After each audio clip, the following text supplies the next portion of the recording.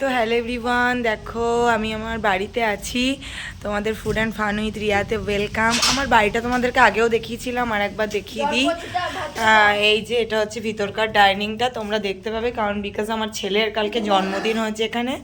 আমি বুধবারে এসছি, 3 দিন মাত্র মা বাবার কাছে থাকলাম, বুধ বৃহস্পতি শুক্র শনি 4 দিন থাকলাম। কালকে চলে যাব, হাজব্যান্ড আসবে। তো তোমরা তো জানোই আমি কলকাতায় থাকি, তো এখানে এটা হচ্ছে আমার রুট, এটা আমার শান্তির জায়গা, আর এটা ডাইনিং। আর আমার শান্তির রুমটা আমি তোমাদেরকে একটু দেখাই। সেটা হচ্ছে এইটা, আসলে প্রচণ্ড মেঘ করে এসছে, আজকে হচ্ছে গত শনিবার।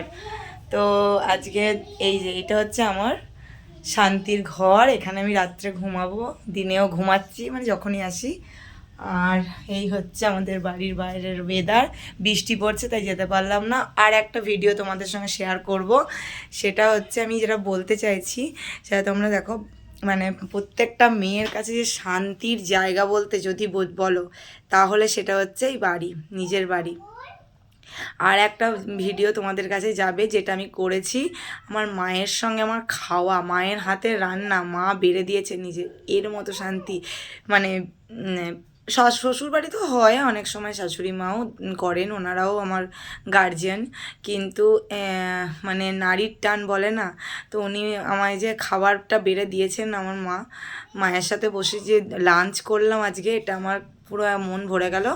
এবারে আমি এই যে আমার শান্তির জায়গায় শুয়ে পড়ছি। চলো টাটা, আর ভালো লাগলে দেখতে থেকো আমার রিলসগুলো, ব্লগগুলো।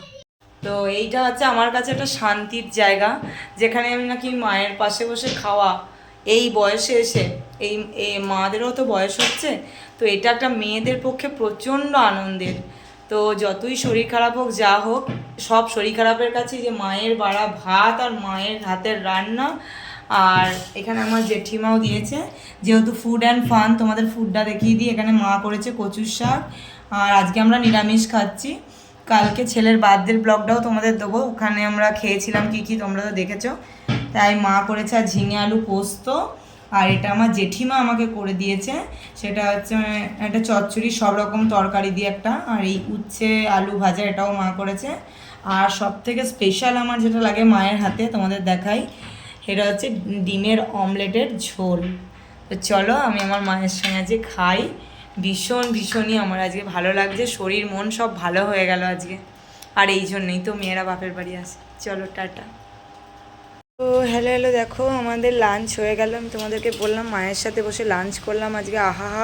তার সাথে গত 3 দিন বললাম এসছি, যে বুধবার থেকে এসছি আমি, তো ইচ্ছা করে না এখানে এসে আর ব্লগ বানানো, কিন্তু আজকে খুবই মনটা ইচ্ছা করছিল করার, যেহেতু কালকে চলে যাব। তো 3 দিনের মধ্যে প্রচণ্ড গরম ছিল, প্রচণ্ডই গরম ছিল, যেহেতু এখন একটু গরম, সেপ্টেম্বর মাস চলছে। কালকে ছেলের বার্থডেও আমার মানে আমার বাড়িতে শেয়ার হয়েছে, তো সেটাও তোমাদের দেবো। কিন্তু আজকের ওয়েদারটা জাস্ট দেখো, এই যে দেখো বৃষ্টি, পুরো বৃষ্টি পড়ছে, প্রচণ্ড ভালো লাগে। এটা আমার বাড়ি, তো তোমরা তো আগেও দেখেছো, আমার ব্লগেও দেখতে পাবে।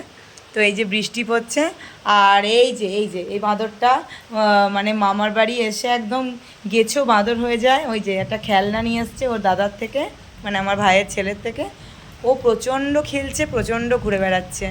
তো তোমাদের কাছে এটাই আমার শেয়ার করা। দেখো মনে হচ্ছে বৃষ্টিতে ভিজি, বাট মা ওদিকে বকা দিচ্ছে, যা গিয়ে শো, মানে বৃষ্টিতে ভিজতে দেবে না। তো আজকের ওয়েদারটাই তোমাদেরকে মেনলি দেখালাম। আমার বাড়ির ভেতরে গাছ, ওটা তুলসী মঞ্চ। চলো টাটা, ব্লগটা আমার দেখো, আমি এখন একটু ঘুমিয়ে নিই।